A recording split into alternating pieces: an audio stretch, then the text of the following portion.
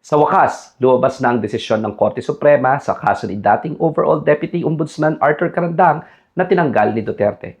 Matatandaan, ito ay ginawa ni Duterte matapos siya ay imbestigahan ni Carandang. In other words, Carandang was just doing its job as the tanod bayan of the people. The High Court has ruled that his removal in 2018 was unconstitutional. The Supreme Court was clear that the Office of the Ombudsman is an independent body at hindi subject sa disciplinary action ng Presidente. But we must ask the hard questions. With all due respect to the Supreme Court, why did it take this long? Bakit 6 na taon for what should have been a simple case dahil may jurisprudence na before in 2014 with similar facts?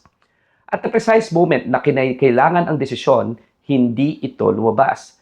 The end practical result, napigilan ang investigasyon ni Carandang at napilay ang ombudsman noong mga oras na sinusubukan nitong gawin ang mandato nito.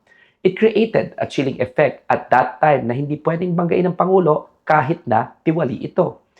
While we have the right ruling, Duterte already succeeded to gag into submission anyone who dared to ask him questions. Magaling man at huli, huli pa rin.